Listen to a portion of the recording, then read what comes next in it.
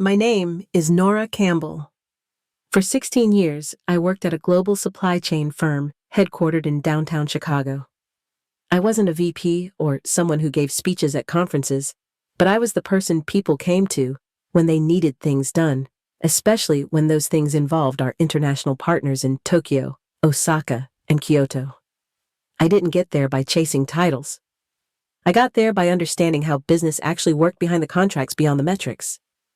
I spoke fluent Japanese, sure, but more importantly, I understood context, how to read between the lines in a boardroom, how to interpret silence as seriously as a signature. My office wasn't fancy. It sat just past the design floor, tucked between legal and compliance. But I liked it that way. I could see the river from my window, and I could work without interruption, bridging gaps others didn't even know existed. I kept relationships alive with words that never showed up in strategy decks. My name didn't travel far outside our Asia-Pacific team, but my influence did. Then came Alex Carter. He arrived one Monday morning in October, the first cold snap of the season. The air outside felt sharp and strange, and something about that morning never settled right in my gut. I remember the sound of his shoes first echoing sharply on the marble lobby floor, too fast, too loud, like he was walking to outrun something. He didn't smile at the receptionist. Didn't pause when someone from IT tried to welcome him. He just moved forward, straight-backed and confident, a tailored charcoal suit fitting him like he was born to run a company. The kind of man who looked in the mirror and saw a legacy already built. I watched him from the side hallway just for a second and felt that familiar warning tighten across my ribs. They said he was a Harvard man, young, hungry, the kind of CEO investors liked. Clean numbers, quick changes. No tolerance for inefficiencies. The internal memo called it a transformational era, which everyone knew was code for layoffs and reorgs. I'd seen it before. This wasn't my first transition, not by a long shot. But something about Alex was different. There was a chill to him, something rehearsed. He wasn't just here to streamline, he was here to erase. People like me, we weren't in his field of vision. We were artifacts. I didn't take it personally, not then. Still, as I passed him in the hallway later that afternoon, and he looked straight through me like I was part of the wallpaper, I felt something shift. Not fear, not even resentment, just a quiet certainty. Something was coming. I couldn't say what exactly, but it was there, rising quietly under the surface like a ripple before the wave. I'd weathered storms before.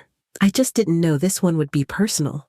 It didn't take long for Alex Carter to start making moves. Within days, longtime managers were being called into short meetings and not returning. Their names disappeared from the directory quietly like erasures on a whiteboard no one had time to question. The rest of us watched and waited, trying to keep our heads down while pretending nothing had changed. The cafeteria grew quieter.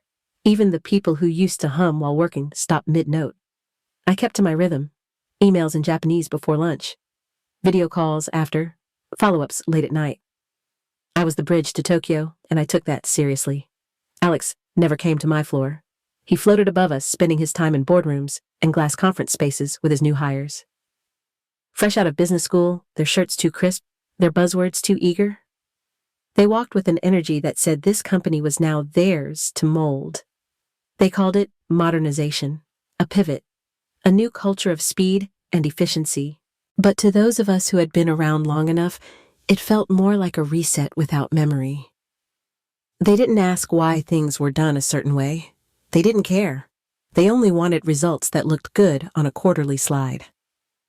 I watched as they introduced shiny software that no one knew how to use. Replaced old workflows with platforms that required more training than the jobs they were meant to simplify. Meetings doubled. Productivity dropped, but no one said it out loud. Fear makes silence contagious. Every few days, another name would vanish from the group chat. People who'd spent 20 years building this place. Gone with nothing but a severance and a generic goodbye note. The replacements came fast. From agencies. From Alex's LinkedIn network. Always younger, always eager, always clueless. One afternoon, I sat through a meeting where someone confidently declared we no longer needed cultural liaisons for East Asia because translation tools had gotten good enough. I didn't say anything. I just smiled and took notes. Not because I agreed, but because I'd learned long ago that some mistakes need to unfold naturally to be understood. Alex passed me in the hallway once that week. He glanced at my ID badge and then looked away. I doubt he registered my name. I wasn't flashy. I didn't fight for visibility. I just made things work, which to him probably meant I wasn't doing anything important at all. Still, I kept things running. I smoothed over miscommunications in our Japanese contracts. I explained to our Tokyo partner why we delayed a shipment and made sure it didn't damage trust. I worked through lunch most days, not because I had to, but because I wanted things done right. No one noticed, or at least no one with power did. The people who knew the real value of the work I did were overseas. People who had shaken my hand in person, who had invited me to sit with their families and taught me what silence meant at a meeting table. The funny thing about being invisible is that it gives you a front row seat to everything. You see who stumbles, who pretends, who asks questions they already think they know the answers to. And you watch the new boss skim across the surface of a company he doesn't understand, thinking he's diving deep. Alex liked to stand at the edge of meetings and fire off phrases like synergy and recalibration. He once suggested that legacy knowledge was overrated because innovation couldn't grow in the shadow of tradition. The room nodded. I didn't. I knew what was coming. I didn't know when. But it was clear the storm was on its way. You could feel it in how people avoided eye contact, how the HR director stopped smiling when she walked past the desks, how the hallway felt colder even when the heat was on. Change isn't always loud. Sometimes it creeps in, slowly disguised as progress. And sometimes the person leading it is too convinced of his brilliance to see what he's about to destroy. I wasn't worried. Not yet. But I'd started clearing out my drawers. Not because I was giving up, but because I've learned that when someone like Alex starts pulling out the foundation, it's only a matter of time before the whole thing starts to tilt. It was a Friday morning, the kind where even the coffee tasted dull. I had just returned to my desk after reviewing a shipment contract when the meeting invite popped up. No subject line, no agenda, just a time 15 minutes from now and a room number I didn't recognize. I didn't panic. I had learned over the years not to assume the worst. But something about the vagueness of it made my stomach feel tight. I stood up, slowly smoothed my blazer, and walked with deliberate calm toward conference room 4B. Alex was already inside, seated at the head of the table like a man checking off a task. Beside him sat Karen from HR. She had that practiced, polite smile people wear when they're about to hand you something you didn't ask for. They didn't offer me coffee, didn't ask how I was, just gestured to the seat across the table. I sat down, folded my hands, and looked directly at Alex. He didn't return the eye contact. He opened a folder, scanned the page as if verifying a form, then cleared his throat like he was rehearsing. His voice came out smooth, almost rehearsed, but there was no warmth. We've been evaluating team structures, he began, and in light of our updated strategy, certain roles are being consolidated. He kept going, saying things like streamlining and redundancy, as if my years of service were lines on a spreadsheet. I listened without interrupting. My face didn't move. But inside, something in me curled up tight. Alex glanced briefly at me when he said that external firms would now handle international communications. It was framed as an efficiency move, a better allocation of resources. No mention of trust or nuance or the kinds of relationships you can't replicate with a contract. Karen slid a beige folder across the table. It landed gently in front of me, the corner of it catching the edge of my hand. I didn't reach for it. I didn't speak. Alex leaned back slightly, mistaking my silence for confusion, or maybe even resistance. He said the severance was generous. They appreciated my years of dedication. Those set transitions were hard, but necessary. His tone never shifted. It stayed flat, like this was just another task on his agenda, wedged between a budget review and lunch with the board. I looked at him, really looked, and saw nothing behind his eyes. No understanding, no recognition of what he'd just done. He didn't know what I carried, what I'd held together, what had run through me every day for 16 years so that deals didn't fall apart before they even began. I could have spoken. I could have defended my value or demanded an explanation. But I didn't. Because I knew it wouldn't matter. People like Alex didn't listen to people like me. They didn't believe quiet work was important. They only believed what made noise. I stood up slowly. The folder remained untouched. Karen looked at me with something close to pity, but she didn't say a word. I nodded once, turned, and walked out. My heels didn't click loudly.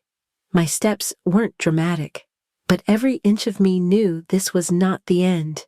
It was the beginning of something else. As I reached the elevator, I exhaled. Not in defeat, but in decision. I wouldn't raise my voice. I wouldn't beg for recognition. I would let them believe they had won. Because nothing blinds a man faster than the arrogance of assuming no one could ever bring him down. I stood there for a second longer than I needed to. Not out of hesitation, but to look at Alex as he pretended to review one last note in his folder. He didn't meet my eyes. Maybe he thought the silence meant the hard part was over. Maybe he thought I would leave quietly broken. I wasn't angry. Not in the way people expect. What I felt was colder. Cleaner. Like the stillness right before a blizzard. I had seen this type of leader before, the kind who mistook change for vision and disruption for strength. But none had cut as fast or as blindly as he just did. As I turned to leave, I stopped at the door. The beige envelope was still on the table untouched. Karen from HR was typing something into her laptop, maybe already moving on to the next meeting. I didn't turn all the way around, just enough so he could hear me. "Are you sure you can manage without me?" I said it quietly. No anger, no threat, just a question soaked in history and the kind of weight only time can earn. He looked up, then startled. His mouth opened slightly like he expected a different tone, a different woman. But I didn't give him a chance to respond. I walked out before he could cover the moment with a smile or another corporate phrase. Outside the conference room, the office felt different, like the hallway was holding its breath. No one made eye contact, but I could feel the shift in the air. People sensed something had happened, something they didn't understand yet. Back at my desk, I didn't pack anything. Not yet. I sat down, opened one last spreadsheet, and stared at the numbers. They meant nothing now, not to him anyway. He'd already decided that my role was replaceable, that my years of negotiation, trust building, and intuition could be outsourced with a single signature. But I knew better. I knew relationships weren't data points. I knew that what I carried wasn't on paper. It lived in the quiet trust of every call with our partners, in the phrasing of emails no translation software could mimic. And I knew deep in my bones that cutting me loose wouldn't be as clean as Alex thought. I left the office with no fanfare, no tears. Just a slow, measured walk down the hallway I used to know like the back of my hand. I passed the break room where someone was microwaving lunch. I passed the elevator where I'd once stood rehearsing how to explain a missed deadline to a client in Osaka. When I stepped outside, the sky was gray. Not raining, not yet, but close. The kind of gray that wraps around the skyline like a warning. I walked to my car in silence, hands steady, heart even. The city moved on around me, unaware that something quiet had just been set in motion. I didn't call anyone. I didn't vent. I just sat in the driver's seat, staring straight ahead, feeling something I hadn't expected. Not sorrow, not rage, just clarity. They had let go of more than a liaison, more than a line item. And soon they would find out what happens when you remove the only person holding both ends of the bridge. Monday morning arrived, cloaked in the kind of silence that says, trouble is already in the building. At Ridgemont's 15th floor conference room, the lights were bright, the table polished, and Alex Carter sat at the head with his favorite pen tapping steadily against a leather-bound notebook. On either side of him were two of his new hires, eager and overdressed, shuffling slides on their laptops and rehearsing the lines they had barely learned to pronounce. The delegation from Kyoto was scheduled for 10 sharp, a renewal deal worth 8 figures, one of the few remaining partnerships the company relied on for long-term stability. Alex looked confident, too confident, his tailored navy suit flawless, his grin wide enough to seem in control. But he had no idea what was about to hit him. Across the city, I was already seated at my new desk. My office was smaller, simpler, but warm with natural light. A ceramic mug of green tea steamed quietly beside my keyboard. I refreshed my inbox once, then leaned back and watched the clock. At 9:58, the Japanese delegation stepped into the boardroom. 3 executives, calm, precise, not a minute early nor late. They took their seats without fuss, their expressions polite but unreadable. Alex welcomed them with exaggerated cheer over pronouncing their names and launching straight into his pitch about optimization and growth. I could almost hear him, talking fast, filling the air with terms like vertical integration and digital synergy, not pausing for translation, not giving space for questions, just pushing forward as if performance alone could carry the deal. Back in my office, I opened a notepad and began writing a thank you letter to an old mentor. I didn't need to watch what was happening. I already knew the beats. Midway through Alex's third slide, the lead delegate raised a hand. Not sharply, just enough to stop him mid-sentence. The room fell quiet. The interpreter hesitated, then translated the request plain and direct. They wanted to speak with me. Alex blinked, stammered. Then said I was no longer with the company, that the role had been consolidated. The partnership would now be handled by a third-party firm out of Singapore. There was no response, just silence, thick and final. Then the delegate stood. So did his colleagues. They said very clearly that without me there would be no renewal. That trust wasn't transferable. Those relationships required continuity. And then they walked out. Just like that. In my office, my phone buzzed. A text from someone still inside. 3 words. They just left. I smiled gently. Not smug. Just certain. For 16 years I had nurtured that relationship, learned every detail, earned every ounce of trust. And in less than 2 weeks, Alex had thrown it away without understanding the weight of what he'd cut. By noon, news had spread through the building like a gas leak.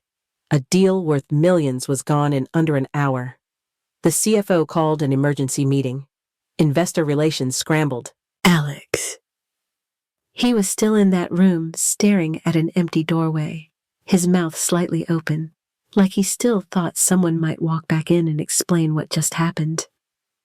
No one did, because there was nothing left to explain.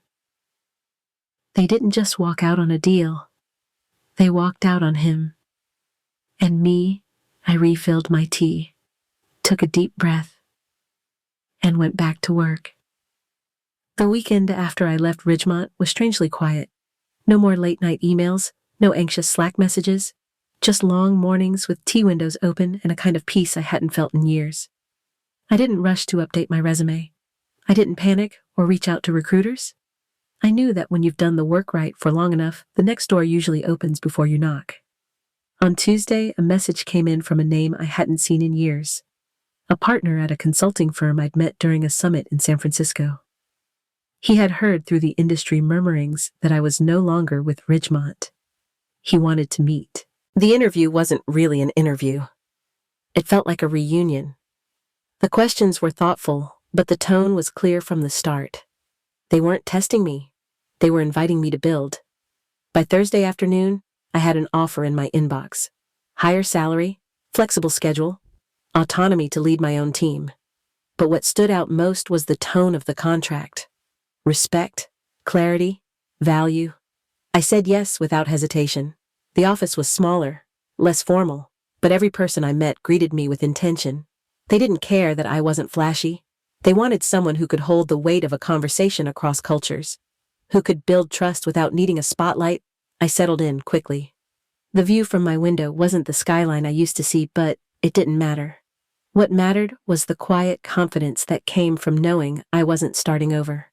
I was simply continuing where I left off, without the noise, without the arrogance, without someone constantly measuring my worth against a line on a budget sheet. The air felt lighter in this new place.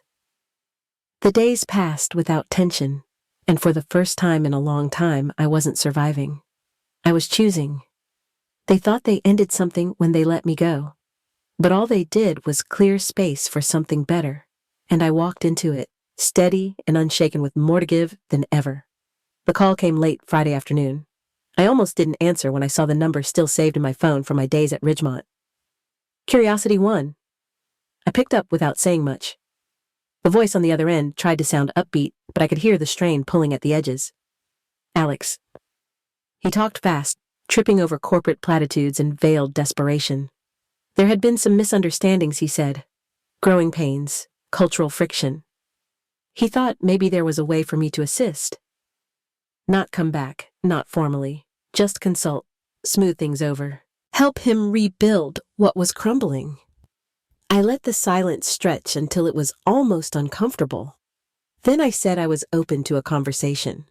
My tone was calm, even friendly, but inside I was measuring every word. Not out of revenge, out of precision. We met Monday morning in a neutral cafe public enough to keep his ego from unraveling.